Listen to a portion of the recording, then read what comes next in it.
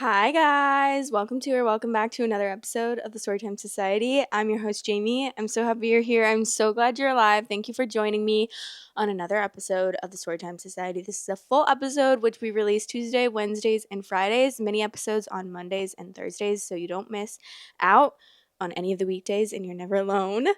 So we can hang out literally every single day.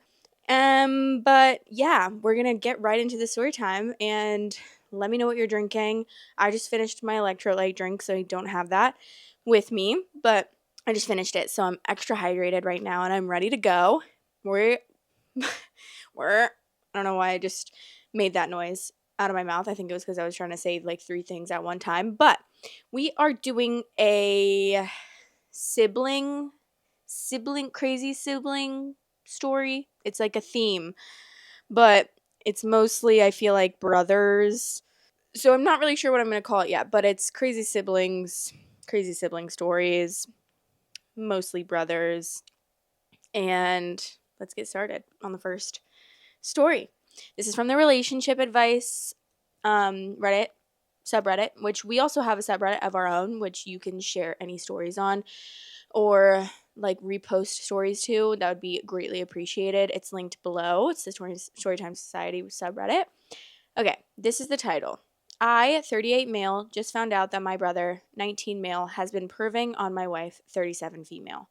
Throwaway, cause I'm still the only one that knows. Background. My brother has been staying with us since lockdown, after his university closed. He couldn't stay with our parents because they just sold the house and moved to a one-bedroom apartment, and our sister lives in a different part of the country. He was the oops baby, so I hope that explains the age gap. My wife and I have a 5-bedroom home, but currently don't have children yet. We decided to adopt 2 kids in our 40s, so we let him stay here. My brother has always been different. He's a bit of a loner and doesn't have a lot of friends outside of his online group. He's a shy, geeky kid, but he's otherwise alright, or so I thought. When you get to know him, so here's what happened. The Wi-Fi doesn't quite reach my brother's room, so he usually does his schoolwork and other stuff in the dining room. A few nights ago, I was walking to the fridge after waking up in the middle of the night. My wife and I sleep early, and I saw my brother working on something. And as I got closer, I saw a very compromising picture of my wife, cleavage shot, as she was gardening. He noticed me and quickly closed the window like he was watching corn. I was too shell shocked to say anything at that time, and he just smiled awkwardly and ran to his room with his laptop. When I realized that something was up, I knew I had to find out. So the next day, I asked my brother to pick up some groceries and some lunch for us while he was away. I went to his room, something I've never done since he moved in, and well, it wasn't pretty. I saw a couple of my wife's bras and some of her panties, which I can only assume he used to pleasure himself. I took his laptop and, F it, decided to snoop. I knew his password because I borrowed his Crunchyroll account to watch this anime my friend recommended. I don't usually watch anime. There I saw some of the most sickening entries I've read. There were pictures of my wife in a towel, her working out, her in compromising positions, etc., all taken without her consent by the looks of it. The effer even logs every time he touches himself to the image of my wife. The creepiest part, he sometimes listens in on us when we sleep together. My wife can be a bit loud, but we didn't think it would be a problem since his bedroom was in a different part of the house, the guest bedroom. I left the room feeling like I needed a shower. It was absolutely disgusting. Now I don't know what to do. I find myself fighting the urge to pummel him into next week every time I see him. I haven't told my wife yet because I'm 100% sure that she will feel violated and disgusted, so I want to find the best solution first before doing so. I so desperately want to kick him out but he has nowhere else to go. Even if I do, what should I tell my parents? The truth? This will most likely break the family apart. I do plan on telling my wife soon, but if I do, I can almost guarantee she would want nothing to do with him and would never want to visit the family if he's around. I'm so lost right now. Any advice would help. Still fighting the urge to beat my brother to a bloody pulp. Edit. If you're wondering, I did take pictures of proof. Small update. I told my wife, the Redditors who said I should tell her first before anything because she was the victim were absolutely right. I'm giving her all the power to decide what to do about it. A lot has happened, but there are still things that need to be settled. Too long to add here and too incomplete to make a new update post. Hopefully, we'll have everything settled tomorrow or the day after. I'll write the update once everything is settled and I calm down. No, I'm not going to beat up my brother, but I have thought about it. And to the people asking for pics, you're disgusting. Hope the women in your life are proud of you. That's my wife. Please have some respect. That's so scary. I'm scared of that. I mean, obviously, I'm glad that he told the wife because 100% that's up to her, like what she wants to do from there. If she wants to tell everyone, that's up to her. If she doesn't want anyone to know, that's also up to her. And then obviously, she's not going to want him like to live there. I can't imagine she would want him to live there. That'd be crazy. I mean, all power to you, but I think that would just be like you'd constantly be looking over your shoulder and wondering what he's doing. And when he's taking pictures of you, like that's so creepy. I cannot believe you. That's disgusting. Okay. Let's see. There's an update, so we're going to read it before we read any of the comments. I just found out that my brother has been perving on my wife. Update.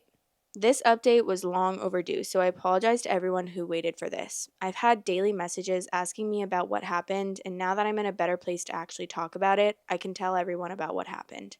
First of all, thank you to the Redditors who pointed out that I should tell my wife before confronting my brother. You were right. She did appreciate the fact that I gave her control over the situation. I told my wife the next day after posting, and needless to say, she did not take it well. She says she feels violated and unsafe in her own home. See, the thing is, my wife and I have been together for almost 15 years, so we literally saw this kid grow up. We took him out to the movies, to the beach, etc. We sometimes even joked to my parents that he was our practice baby. My wife has a tendency to distrust people in general, as a lot of people in her life have let her down in the past. Imagine how hurt and betrayed she was when she found out someone she trusted and loved dearly betrayed her like that. Honestly, I wasn't consoling my wife then. I probably would have gone through with the initial idea and beat the ever living crap out of my brother. After she calmed down and went to sleep, I called my sister and talked about the situation. My sister and I are close given that we're Irish twins.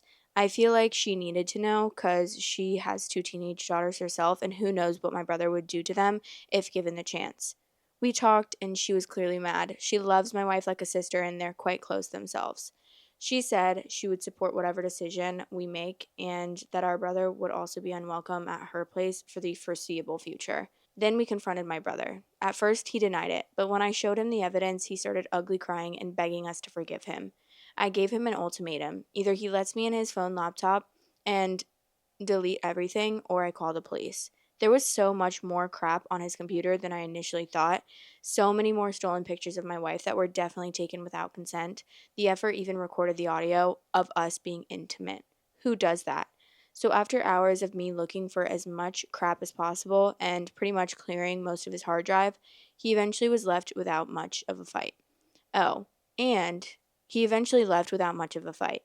Oh, and we definitely threw out my wife's defiled underwear and are most likely going to have the room he stayed in cleaned professionally. I checked, and thankfully he didn't have any hidden cameras anywhere. And if you're wondering how he got pictures of my wife in a towel, the shower for the masters doesn't have hot water yet, so my wife uses the shared one in the same area. She would usually walk out of the bathroom with just a towel on and go change in our walk-in closet. This shouldn't have been a problem because the guest bedroom was in a different part of the house, far from the main bedrooms, and it had its own bathroom, so my brother had no reason for being there. Needless to say, my wife is still shaken up about the whole thing, which is why I didn't think about writing an update until now. I'm sorry, but my wife's well being is my priority above anything else. My mom eventually called me asking what happened. She seemed very confused, so I figured my brother didn't tell her anything at all. I told her what happened, and needless to say, it did not end well. She kept asking me to forgive my brother and take him back in. She ranted about how difficult it would be to support him and how what I'm doing is breaking the family apart. I let her talk till I eventually said my brother would no longer be welcome in my home. I told her that she needed to get him therapy, and until then, there's no chance we would ever see him. My mom told me she'd talked to my sister about it, and I said, good luck. She's mad at him too. Not sure what's going to happen to our family now. The reason why we got the big house was because we wanted everyone to come over during the holidays and stay with us, but I'm not sure if my parents will at this point, and there's no chance my brother is ever coming back anytime soon.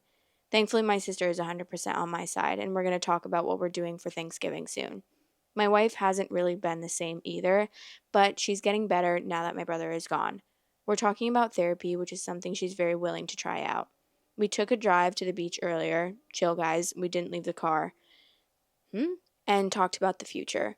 We both agreed that after this whole COVID thing is over, we're going to finally start our family with kids.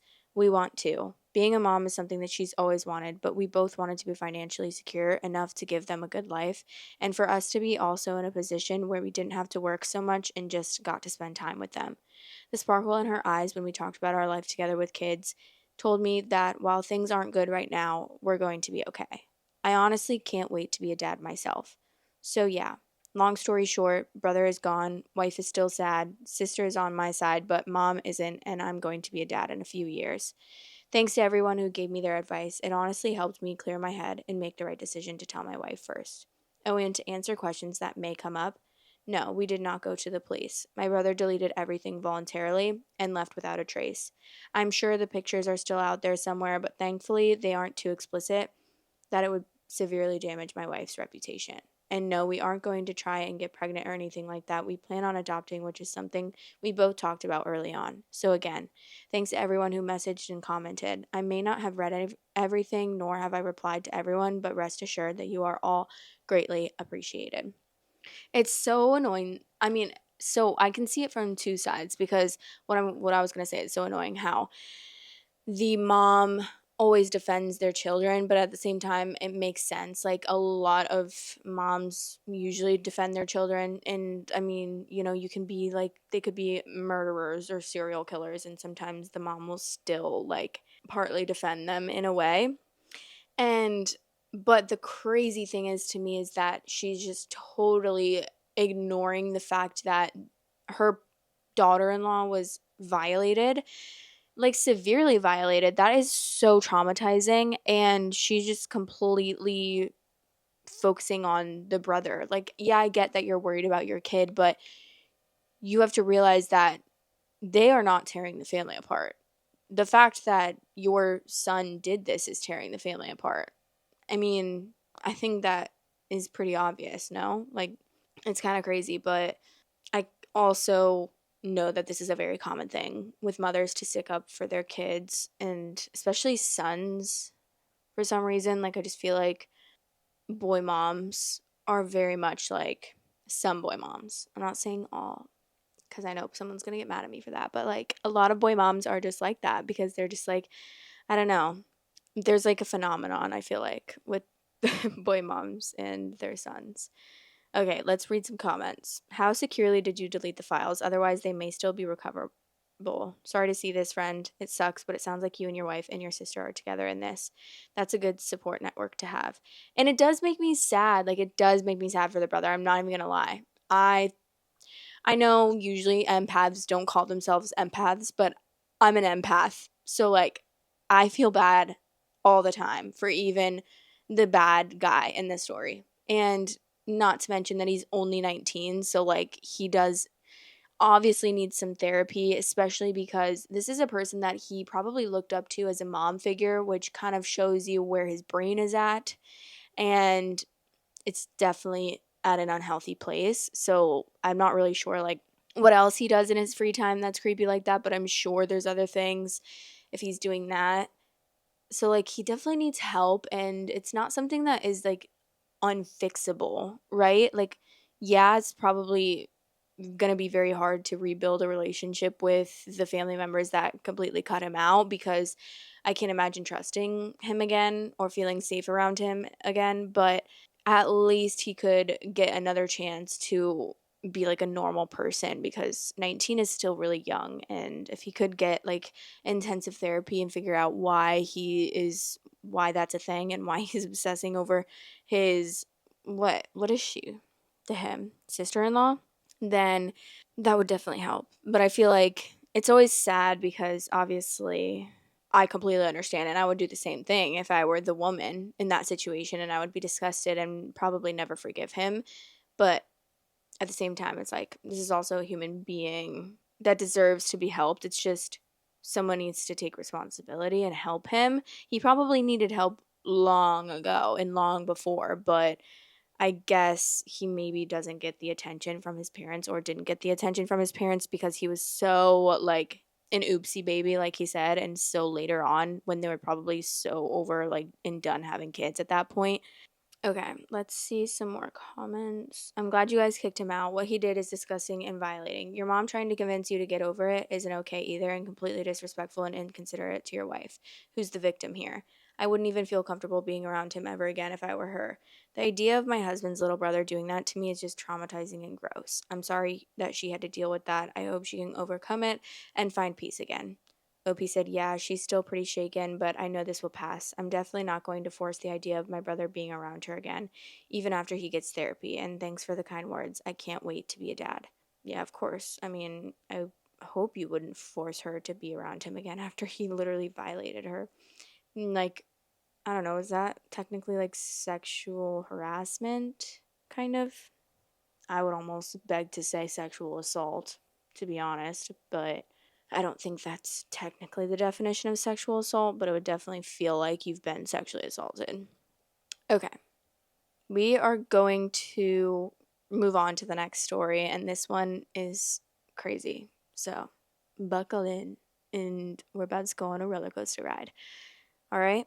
I've only read the first one. I haven't read the update yet, so I only know what happened like in the first story. So, the title is I walked in on my son sleeping with my brother's wife. I, 44 female, walked in on my son sleeping with my sister-in-law, 34 female, brother's wife in a cabin, and I think they've been doing it for a while. My brother, 37 male, moved in with us in February with his wife and 2 children.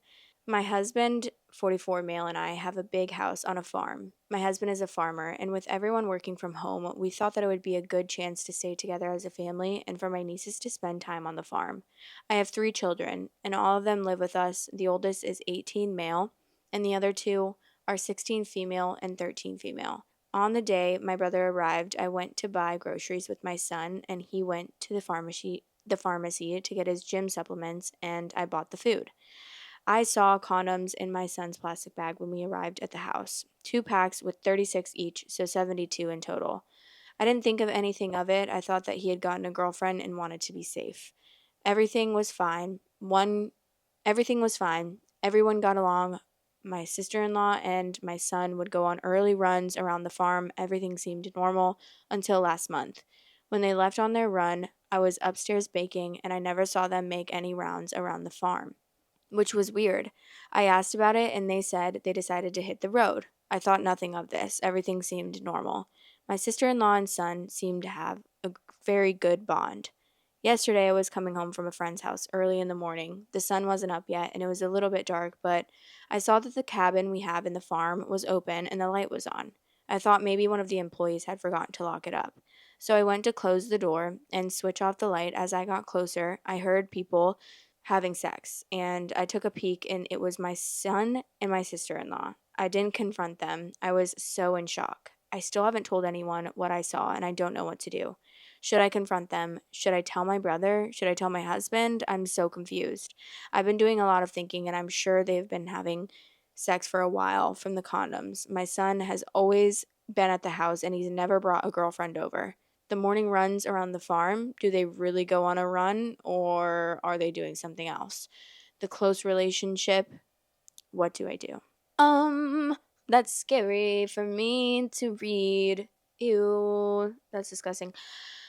I mean, we always read stories like these that like they aren't quite related, but they are. So it's weird. And it's also like you're taking advantage of this poor 18-year-old, and that is very sad because you are scary. But so she's 16 years older than him, and oh my god, not only that, but she's also basically related, like not by blood, but come on. You probably knew this person when they were a little kid because I'm assuming you didn't just get married. I don't know, maybe. But even then, it's still weird to me. It's really sad. Just because I feel like he's being manipulated.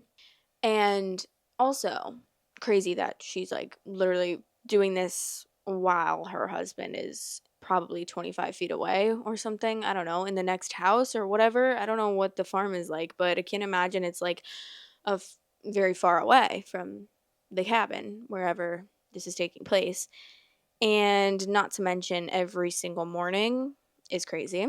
But this is reminding me of the book that I just finished, actually. Guys, I've been going crazy on my Kindle. I've been reading every single book in sight written by Frida McFadden. So I just finished The Teacher by Frida McFadden, and it was so good.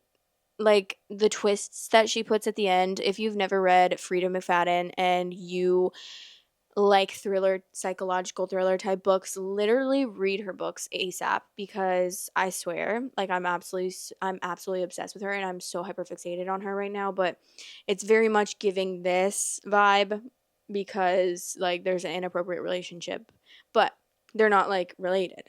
It's like the teacher and a student. It's not someone that's basically related.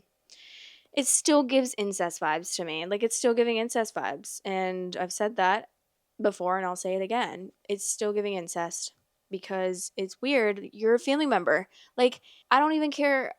I have step sisters that technically aren't related. And if they were step brothers, would I sleep with them? No. The answer is no, because that's my family, right? Like, okay, my uncle, none of them are blood related, because my mom has 3 sisters, so they're all married in. But would I sleep with any of them?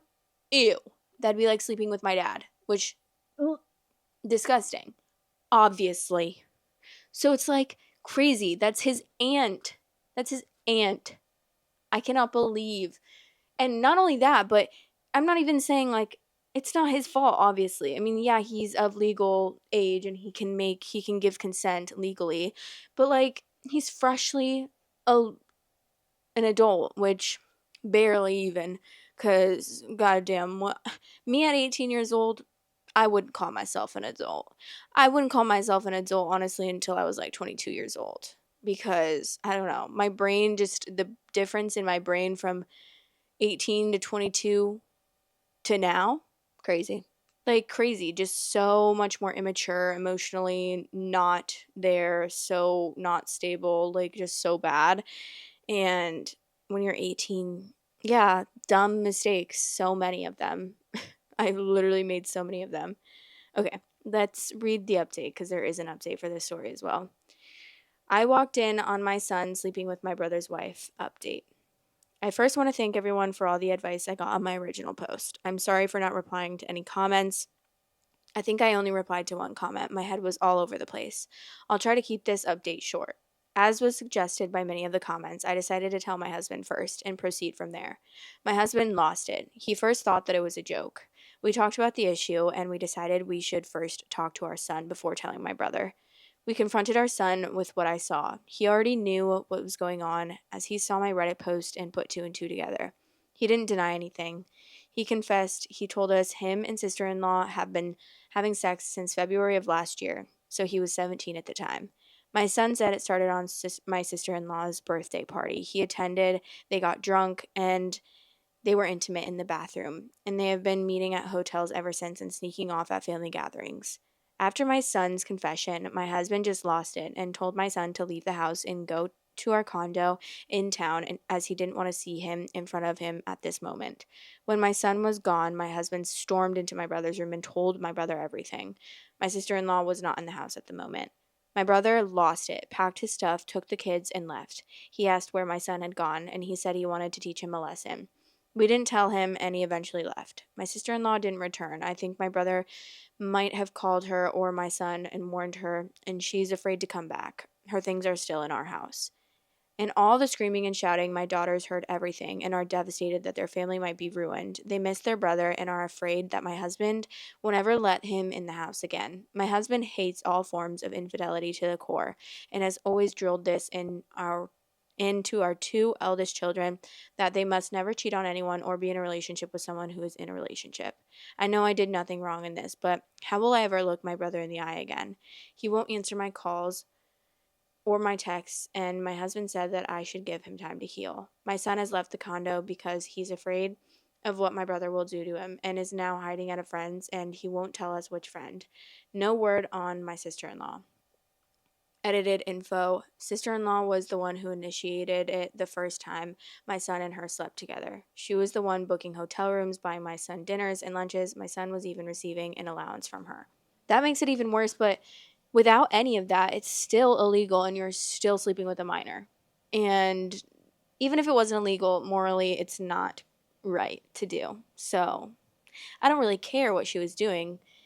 I mean, that makes it a lot worse because that's clearly grooming. She was grooming him. I mean, that's textbook grooming, like giving him an allowance, booking hotel rooms, like the power dynamic is so obvious there. She's clearly like showing him that she has power over him, but then like also coercing him with all these nice dinners and lunches and hotel rooms and money allowances. Like, kind of crazy, but not his fault. And I hate that they're immediately blaming the child. Like, he's literally a child. Why are they immediately blaming him and not, first of all, the uncle saying that he wants to teach him a lesson? How about you go teach your wife a lesson and break up with her? Because to immediately just like go to the son who's an actual child and be like, I need to teach you a lesson, or the dad kicking him out and not possibly not letting him back into their house. What's wrong with people? Like, what day and age are we living in that we don't understand that it's not, he is a victim. He's an actual victim here. So I'm just a little confused. And I feel like people don't realize that. And then that's going to scar them even more because it's like, oh, it was my fault. And like, I don't care who initiated it. Even if the boy initiated it, it still doesn't matter. That's still disgusting behavior from the sister-in-law, because if someone initiated that, I'm a 34-year-old woman, and my nephew, who is 17 years old, initiated something, I would actually be so scared and be like, whoa, are you okay? You need help. And then I would go tell his parents and be like, hey, he was trying to initiate something with me, so you might want to take him to therapy because something's going on up there, you know? Like, something's going on if you want to sleep with your aunt. Something is in your brain. And not victim blaming, but just saying he needs to go to therapy. Point blank, period. Easy as that. Obviously not easy. There's stuff to work through there, but you know what I mean. Okay, let's read some comments. I have a feeling this friend is the sister-in-law, maybe. They might be together somewhere, but obviously he could just be worried about someone finding out where he is and coming to beat his ass. But ultimately, your brother-in-law's biggest issue should be with his wife. She took advantage of a teenager and kept it up for so long. Exactly. Someone responded to that and said, this type of sexual predatory behavior by the sister-in-law could repeat with other teens or even her children. Ew. She groomed a 17-year-old who was still growing and trying to find himself. He's still growing as an 18-year-old. No one should offer sex to a teen. The money she offered him could very well be her way of convincing him to continue the affair. Her authority as an elder could have made it harder for your son to reject it at first, too. Do not let this cycle repeat. Please contact authorities such as the police or CPS, and do not neglect your mental health. Please see a professional so you can completely come to terms with what you witnessed. And talking to someone about this can really relieve stress and give you a new unbiased perspective on what happened and what you should do. Focus on giving your family the help and support that they need, but don't neglect yourself. Source: was 17 and groomed by the father of my child. I am just giving tips on what helped me in a somewhat similar situation. Well, what about blaming the sister-in-law? Is everybody blaming your son for this? I would suspect the sister-in-law initiated it, or at least could have fended off a 17-year-old kid when it started last year. Is she hiding too? It'll blow over eventually, but your son should probably keep his head down and keep hiding for a while. Keep hiding? No. He should get the support of his family, is what he should do, in my opinion. He should have the support of his mother and his father, who should be educated on this type of subject because they have children and they need to know that this is not his fault, so that he doesn't think that this is his fault and then grow up doing the same thing because because that's just a pattern usually that continues. Like, if that is what happened to you, you kind of, it's like a cyclical pattern that you continue throughout your life, and you go and bring that trauma onto someone else because for you it was normal and it was all your fault. So, why would you think it was wrong? Like, you just would blame it on the person that you're grooming or having an inappropriate predatory relationship with, which is wrong. So that pisses me off. Like, support your son. Hello. I'm like so scared of them for that. Okay. We're going to read an advice question, which I didn't pick out before. So I'm just going to pick one that I haven't done yet and read it. But sorry, I didn't even say like that's the end of story time, which I usually do, but that's the end of the story time. We're gonna go to the advice segment, and this is a segment where I answer any advice questions that you guys have. The form is below to fill out. It's a Google form, and it doesn't collect any information, so it's completely anonymous. You can be as detailed as possible. Usually the more detailed the better, because then it's easier for me to give advice that way. And yeah, I'm not a professional, but I would love to help out where I can and however I can with you guys. And it's also just nice to learn things about you through these, even though obviously I don't know who it is that's submitting it, but like still, it's cool to connect with my audience in this way. And I'm sure it's like the same way, vice versa. But this is a shorter one. The question is, I need some advice on me not being alone in this situation. I, female 26, have spent most of my early 20s getting my chronic illness in check, which involved a weight loss transformation. Since starting grad school this fall, I have regained those 30 pounds and feel defeated because it feels like all my hard work is gone.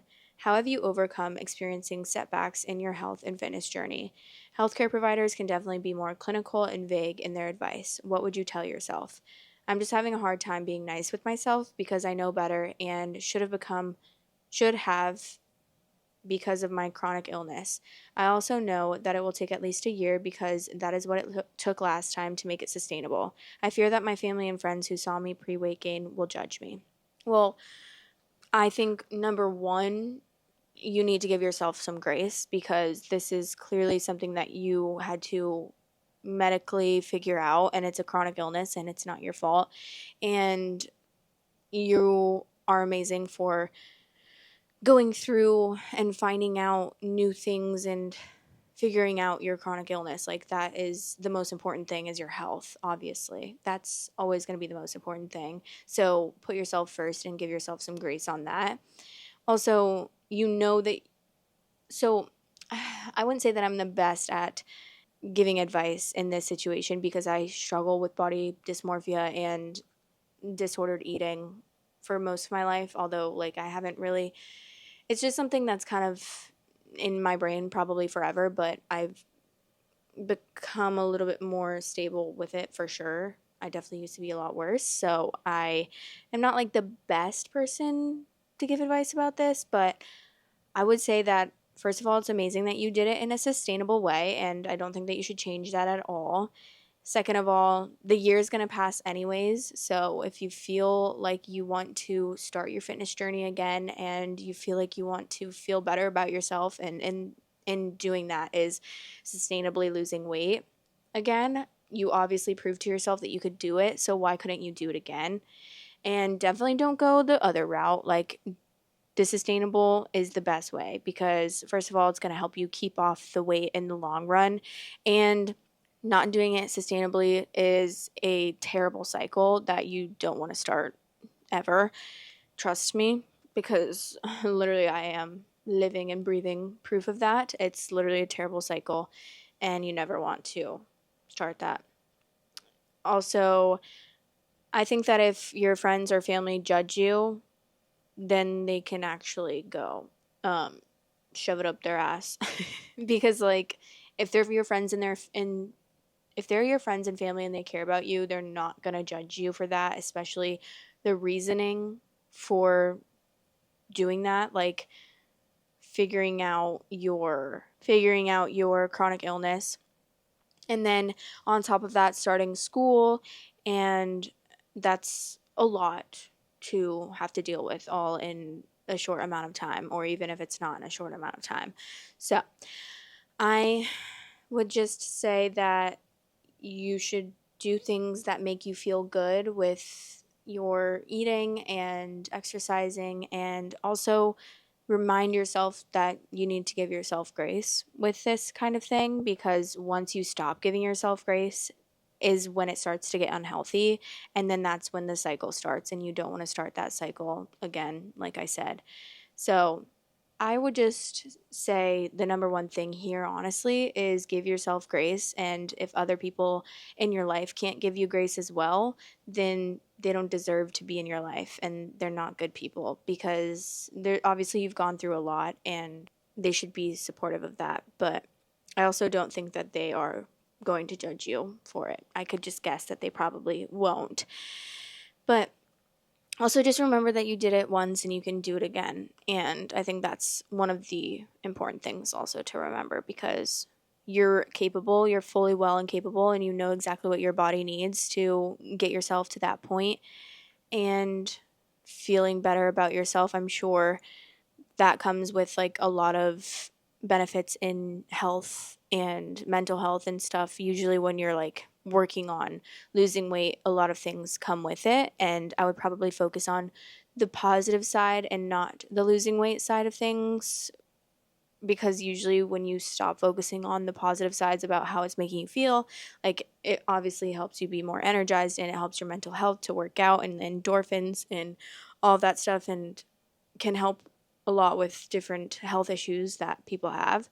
So focus on all of that. And then the weight loss will come along with it. And if it takes longer than a year, it's also okay, because your weight isn't the most important thing about you. And it's totally okay to gain and regain, especially at our age. Like, I'm not saying that we're old or anything, but like as a 26-year-old, we're like starting to get more into our women body, which is like you kind of have to start to accept a little bit more, because you're not going to be the same as you were when you were 17 or whatever, like when you're super tiny little 10-year-old. So you kind of just have to also accept that your body is growing and developing and maturing. And yeah, I should take my own advice. But I think that you are doing great, sweetie, and you shouldn't be so hard on yourself. So yeah, I love you. But I hope that helped a little bit. And I am off to see the wizard, the wonderful Wizard of Oz. Just kidding. But I'm actually off to go cook some dinner, because I need to. I'm starving, and I'm making a yummy gnocchi bake that I made last week, and it's like so easy. It has ground turkey. It's really healthy as well. So it has ground turkey, spinach, gnocchi, marinara, onion, and then mozzarella cheese on top.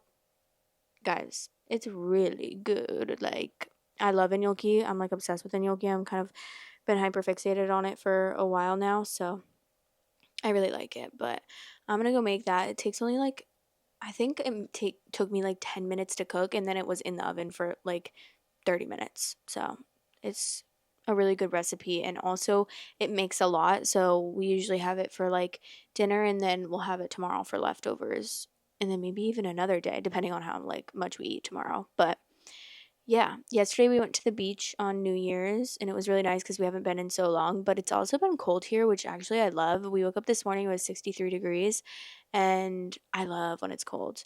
But yeah, I think that's really all I have. I've just been reading a lot, and it's been really nice to read a million books.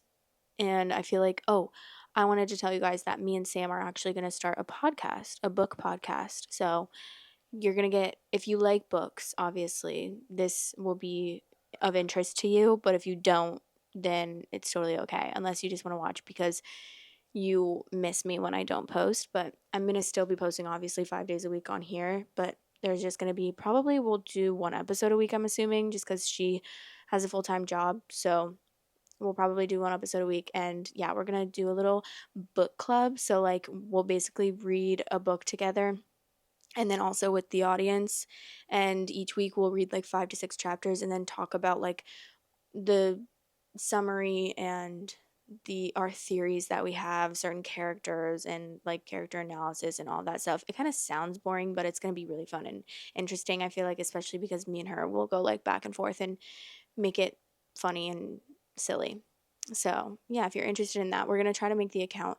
I'm going to probably try to make the account this week, honestly, so that then I can put it in the links here and you guys can subscribe to that before we end up posting. It probably won't be posted until next month, probably February, I'm assuming, because I think we're going to start with Frida McFadden's new book that's coming out at the end of this month. And yeah, so I'm excited, guys. So I hope you enjoyed this episode, and I hope you have the best day or night or weekend because it's Friday. TGIF. Love you so much. Thank God it's Friday. And yeah, I'll see you guys in the next episode of the Storytime Society. Love you.